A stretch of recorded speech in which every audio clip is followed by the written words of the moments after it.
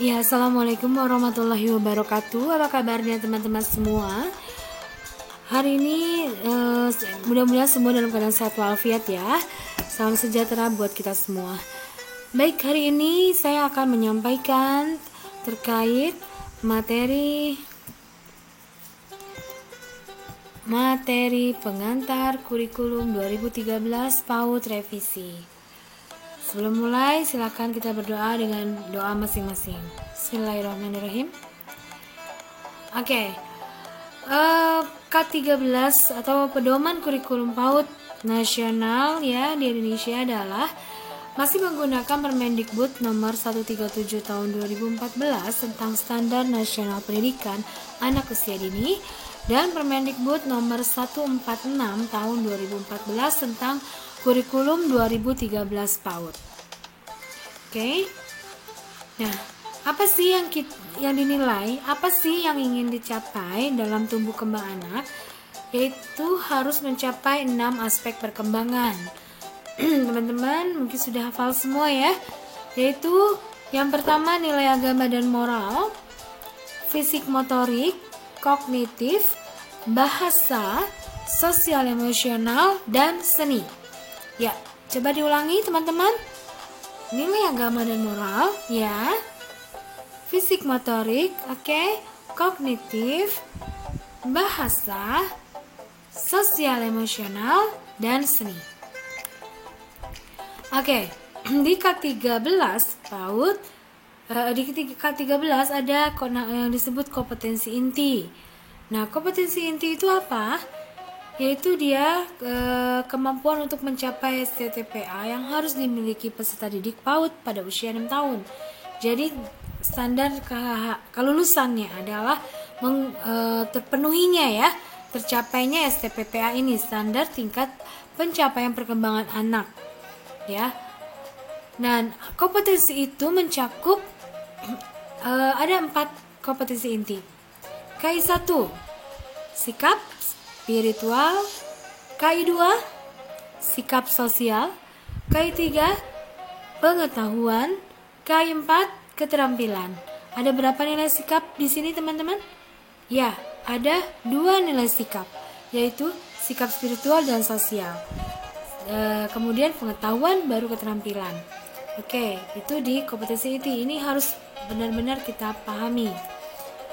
Nah, di sini di kompetensi inti ini bermakna sebagai berikut. Di KI1 tadi kaitannya dengan spiritual, yaitu menerima ajaran agama yang dianutnya. Sedangkan KI2 terkait dengan sosial. Jadi banyak sekali itemnya, termasuk perilaku hidup sehat, rasa ingin tahu, kreatif, estetis ya, keindahan, percaya diri, disiplin, mandiri, peduli, mampu kerjasama, mampu menyesuaikan diri, jujur, santun dalam berinteraksi dengan keluarga, pendidik, dan pengasuhnya dan teman. KI2, ingat ya, KI2 tadi apa? Sosial. Oke. KI3 itu terkait dengan pengetahuan, yaitu anak-anak mengenali diri, keluarga, teman, guru, pengasuh, lingkungan sekitar, teknologi, seni, budaya di rumah, tempat bermain, dan satuan PAUD dengan cara mengamati dengan indera ya, dengan panca indera ya, dengan melalui mengamati, menanya, mengumpulkan informasi, mengolah informasi, mengasosiasikan atau menalar dan mengkomunikasikan melalui kegiatan bermain. Itu pengetahuan ya, taraf mengenal. Kemudian K4 itu adalah keterampilan.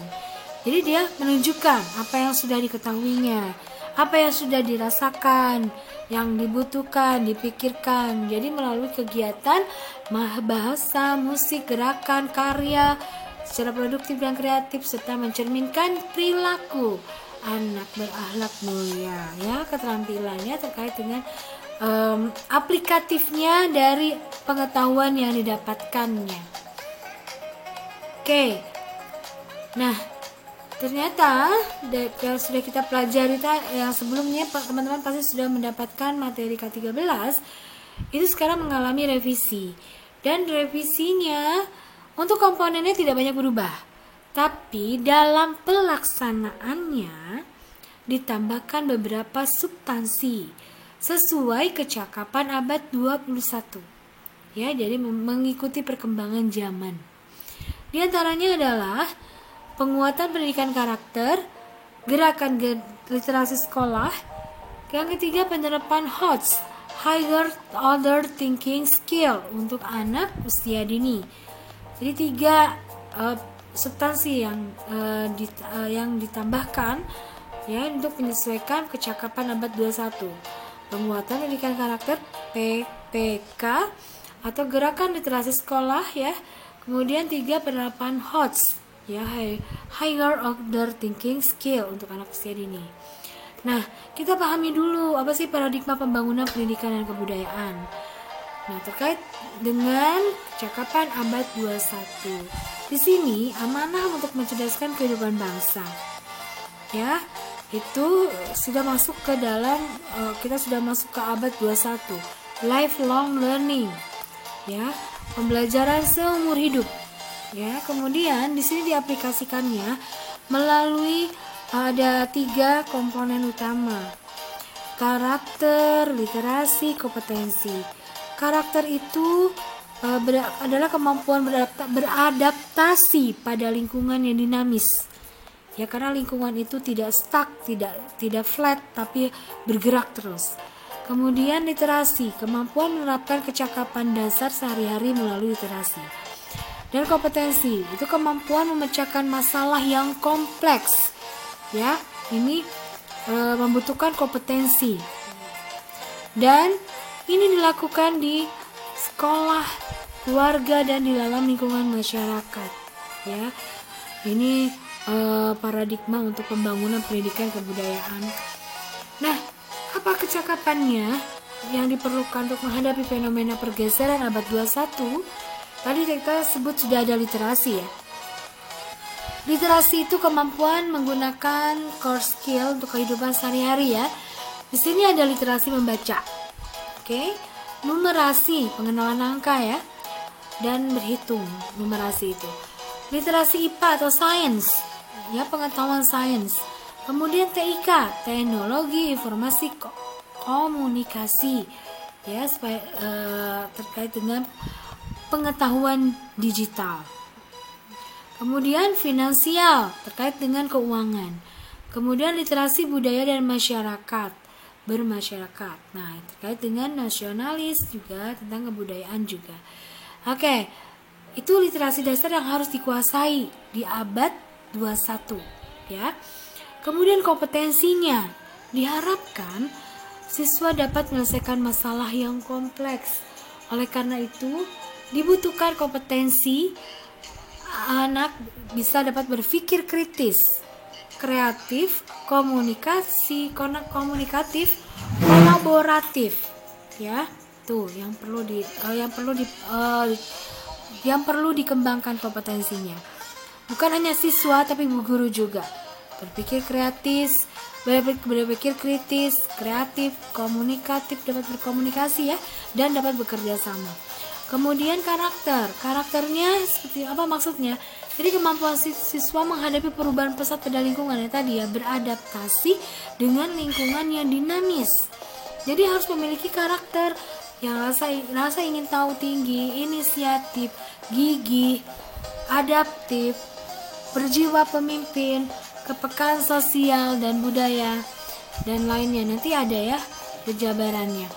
Oke, kita bahas tentang PPK, penguatan pendidikan karakter. Ini sesuai dengan Peraturan Presiden nomor 87 tahun 2017 ya, tentang penguatan pendidikan karakter.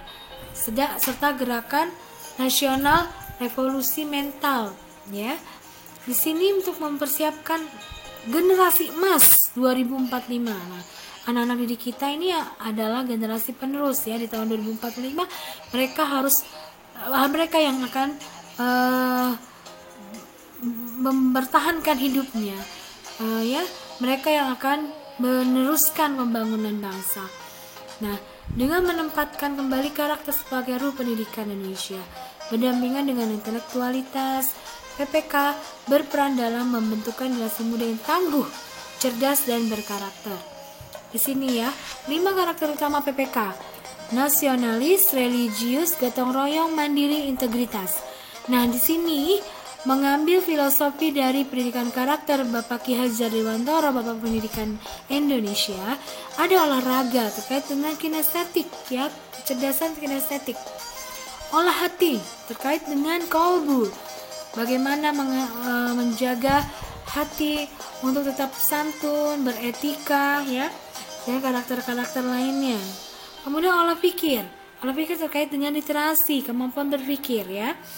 Dan olah karsa itu estetika terkait dengan keindahan, bagaimana dia dapat menciptakan sesuatu yang dapat dinikmati orang lain.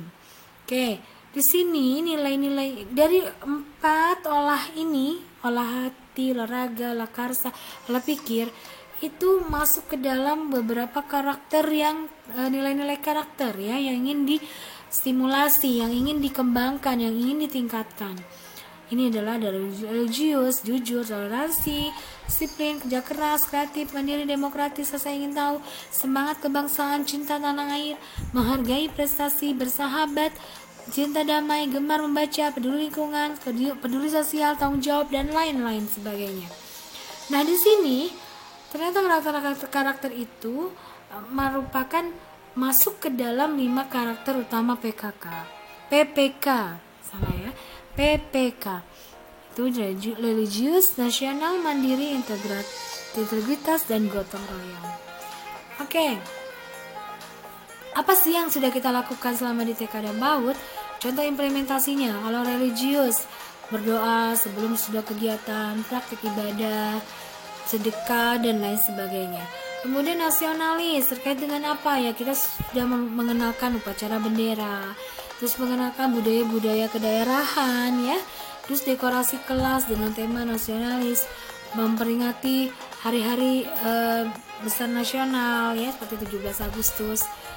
Nah, kemudian gotong royong, kegiatannya biasanya dilakukan berkelompok, ya, kemudian juga mengenalkan bagaimana sabar dalam antrian, terus bergantian, itu bagian dari gotong royong. Kemudian kemandirian, kegiatan kemandirian terkait dengan dia dapat membantu dirinya sendiri, membuka sepatu, memasang sepatu, meletakkan sepatu, pengetas, dan lain sebagainya. Integritas terkait dengan kejujuran, biasanya sekolah sudah membuat kantin kejujuran, terus mengangkat tangan ketika yang bertanya, memohon tak izin saat ingin ke toilet atau ke ruangan yang lain. Nah, kalau gerakan literasi seperti apa? Ini gerakan literasi nasional, ya. Ada macam-macam, tadi sudah disebutkan ada beberapa literasi dasar, ya. Dan ini kalau untuk nasional di sini ada literasi keluarga, guru dan tendik, bahasa dan sastra, budaya, masyarakat, dan sekolah. Ini terkait dengan program Kemendikbud literasi nasional. Oke, implementasinya di sekolah seperti apa? Nah, biasanya ada kegiatan membaca, atau guru membacakan buku, anak membaca buku bergambar, terus ada sudut baca di sekolah, ada perpustakaan kecil di sekolah, kemudian guru menata kelas dengan kaya literasi, kaya huruf, angka, dan lain sebagainya, dan bahasa-bahasa lainnya. Terus ada pelibatan orang tua dan komite sekolah dalam gerakan literasi sekolah. Oke, nah di sini higher order thinking skill, kemampuan berpikir tingkat tinggi. Nah, untuk PAUD sudah ada desainnya. Bisa pembelajaran itu menggunakan pendekatan saintifik. Hanya sekarang lebih dikembangkan dengan berbasis HOTS. Ya, apakah pendekatan saintifik itu? Nanti saya akan jelaskan di video yang lain, ya, tidak di sini. Karena waktunya lumayan juga panjang. Oke, kita lewati dulu, nanti teman-teman bisa menyimak video yang lain terkait dengan saintifik ini juga, ya. Kemudian itu saja quote today-nya. Tugas kita bukanlah untuk berhasil, tugas kita adalah untuk mencoba, karena di dalam mencoba itulah kita menemukan dan belajar membangun kesempatan untuk berhasil. Jadi teman-teman, silakan kalau ada yang ingin ditanyakan, kita masuk ke forum Telegram grup. Kita tutup dengan hamdalah. Alhamdulillahirobbilalamin. Wabillahi taufiq wal hidayah. Wassalamualaikum warahmatullahi wabarakatuh.